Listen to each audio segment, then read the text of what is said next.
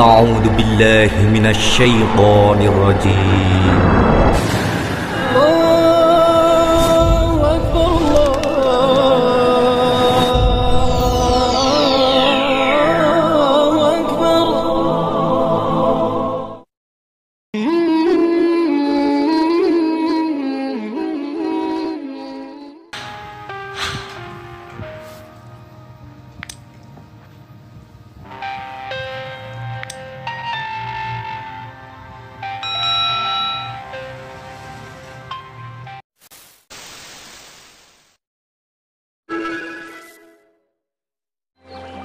Sihir seperti apakah yang ditunjukkan Kazim padamu, Zidan? Dia bisa mengubah tali menjadi ular, lalu kucing menjadi macan, dan air menjadi ular yang sangat besar.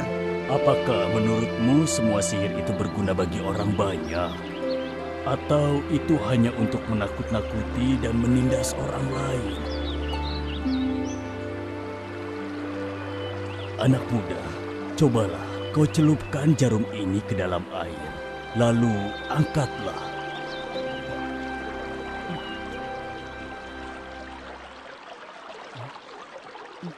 Ilmu Allah bagai air di samudra, sementara ilmu manusia seperti air yang menetes dari jarum tersebut. Wah, sungguh menarik penjelasanmu. Aku pasti akan mampir lagi sebelum ke rumah Kazim. Oh ya, sekarang aku harus pergi ke rumahnya, karena kalau tidak, aku pasti dihukum.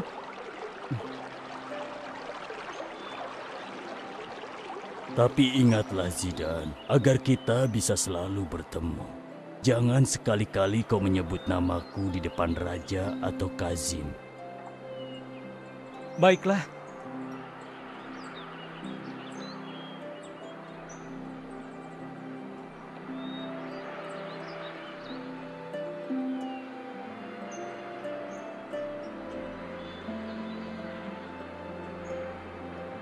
Demikianlah setiap hari yang Zidan lakukan. Belajar mengenal Allah kepada Mustafa dan belajar ilmu sihir kepada Kazim. Lama-kelamaan Zidan bingung karena prinsip ilmu agama dan ilmu sihir saling bertentangan. Dan sampai suatu hari, Semakin hari aku semakin bingung. Apakah aku harus mengikuti ilmu dari Kazim atau ilmu dari Mustafa?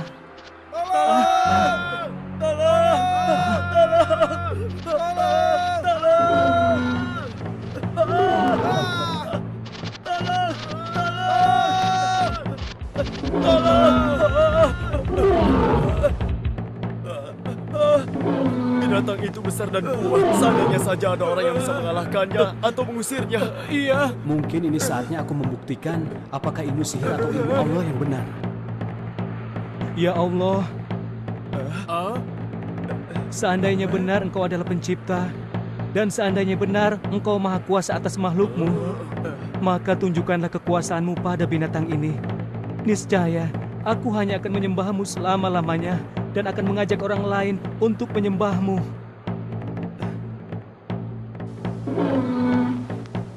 Dengan menyebut namamu, ya Allah.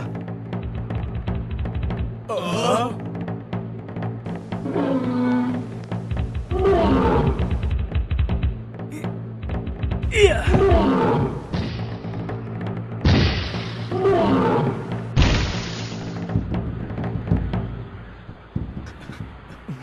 Subhanallah, walhamdulillah, wala ilaha illallah. Luar biasa. Bagaimana mungkin batu itu bisa membunuh binatang sekuat itu ya? Ya, pasti itu ilmu sihir. Jangan-jangan dia murid Kazim si tukang sihir jahat itu. Dari wajahnya, sepertinya dia orang baik-baik. Bagaimana kalau kita berkenalan dengannya? Ayo. Ayo.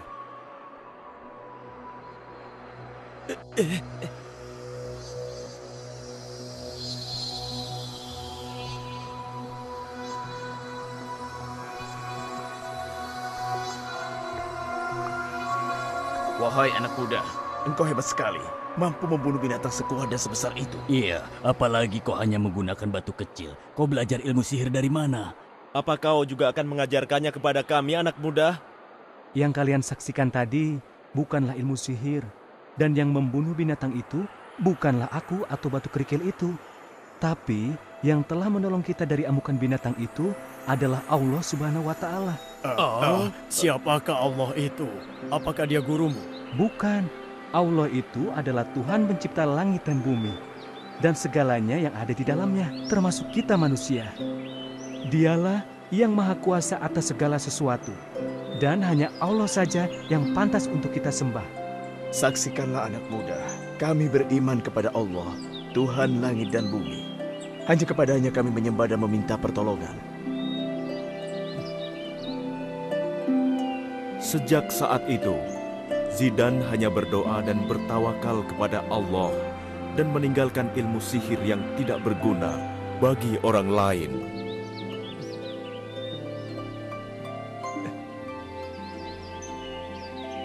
Dengan izin Allah, Zidan dapat menyembuhkan berbagai penyakit yang tidak dapat disembuhkan oleh tabib manapun.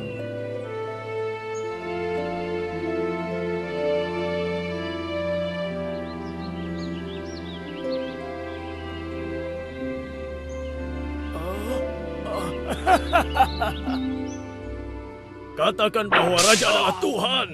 Dialah yang menghidupkan dan mematikan. Maka kamu akan diampuni. Tidak, Raja hanyalah manusia yang zalim dan jahat. Allah lah yang pantas disembah, tiada yang lain. Kurang ajar, manusia tidak tahu balas budi. Bunuh dia!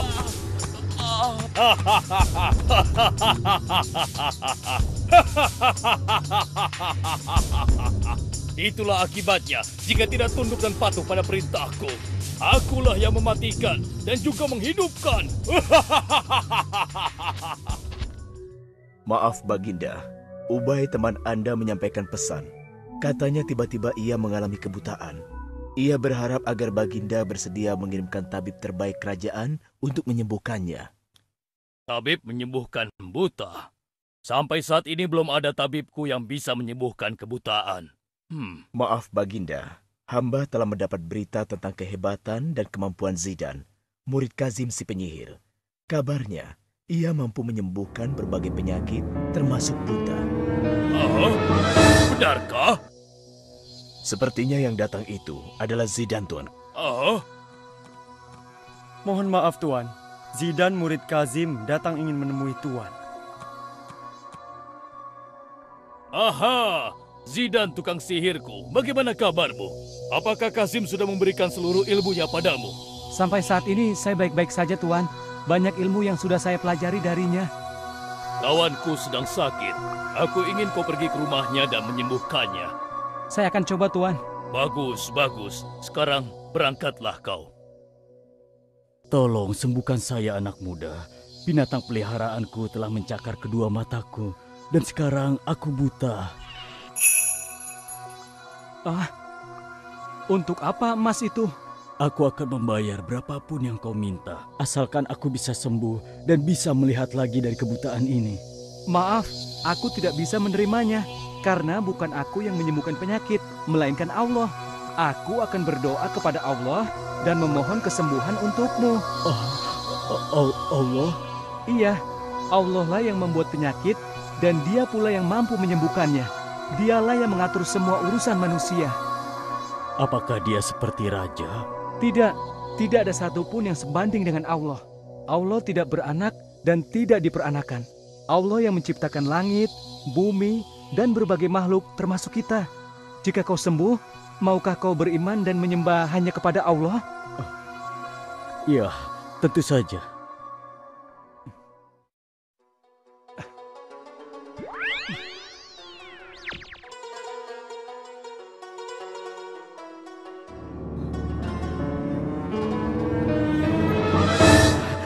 Aku sembuh.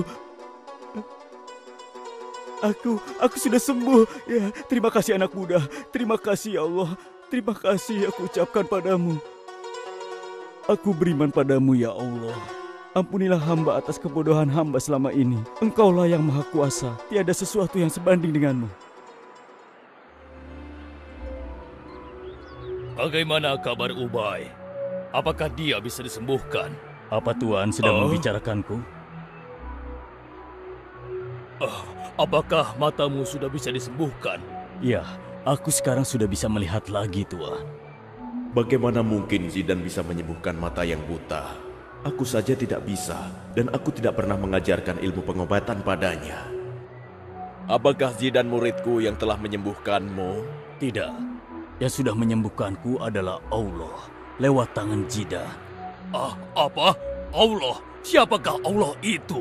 Allah, dialah Tuhanku. Dialah pencipta dan pemilik langit dan bumi, serta apa yang ada di dalamnya. Dialah pengatur segala urusan. Dialah yang menghidupkan dan mematikan. Dia pula yang layak untuk disembah. Apa kau bilang? Dari mana kau dapat pikiran gila semacam itu? Justru inilah yang sebenarnya. Zidan telah membuka mata dan juga pikiranku, Tuan. Akulah raja, akulah Tuhan. Aku bisa melakukan apapun. Wahai Ubay sahabatku, tinggalkanlah keyakinanmu itu. Tidak, aku tidak akan meninggalkan keyakinanku, apapun yang terjadi. Sekali lagi, aku tegaskan. Jika kau tidak kembali menyembahku, kau akan kugantung. Aku rela mati demi keimananku pada Allah.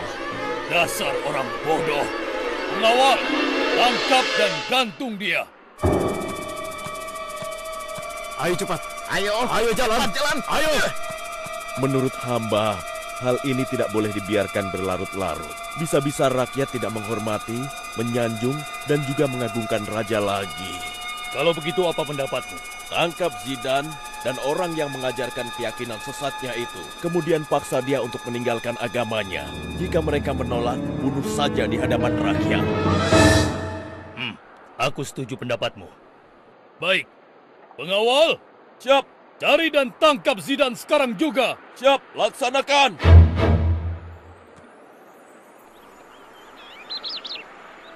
Jadi, tiada Tuhan yang layak disembah kecuali Allah. Dan karena itu, marilah semua kita beriman, tunduk, dan patuh hanya kepada Allah Subhanahu wa Ta'ala.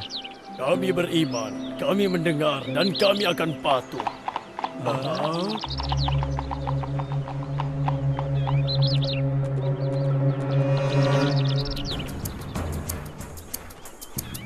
Kami diperintahkan untuk membawamu ke kerajaan sekarang juga.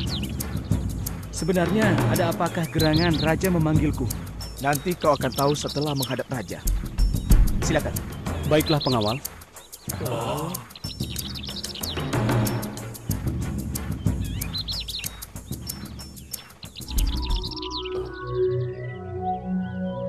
Wahai Zidan muridku, tidak aku sangka kau memiliki keimanan kepada Allah. Aku pun ingin mengenal Allah, dan kelak aku pun ingin mengajarkannya kepada orang lain. Ayolah Zidan, izinkan aku menjadi orang yang baik. Aku ingin sekali belajar agama dari gurumu itu.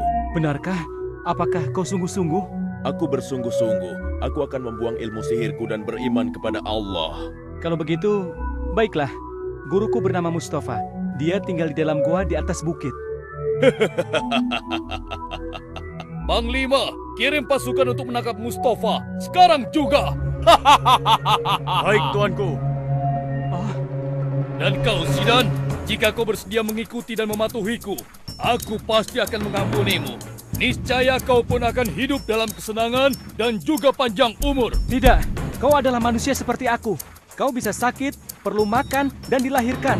Sedangkan Allah, dia tidak bergantung pada apapun. Tidak beranak dan tidak diperanakan. Di tangannya lah nasib dan urusan setiap manusia. Apa kau pikir aku tidak bisa menentukan nasibmu? Aku bisa mematikanmu atau membiarkanmu tetap hidup.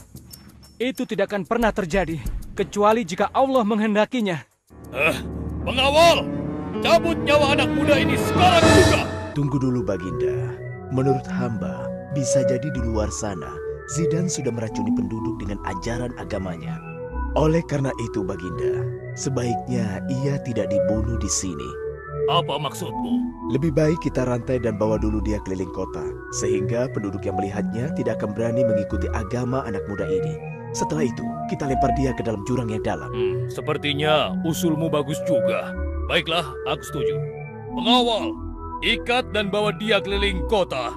Kemudian lemparkan dia ke dalam jurang yang dalam. Baik, Tuan.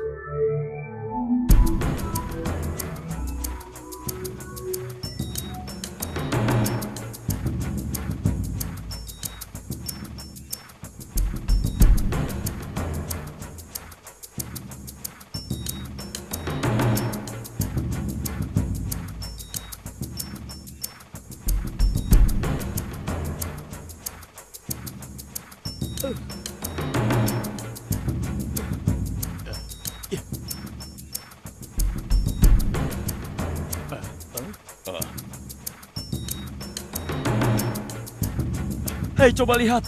Zidane dibawa oleh pasukan kerajaan. Iya, pasukan kerajaan akan membawa Zidane kemana ya? Aku tidak tahu, tapi sepertinya dia mau dihukum. Teman-teman, bagaimana kalau kita bebaskan Zidane? Kasihan dia. Bagaimana caranya? Hah?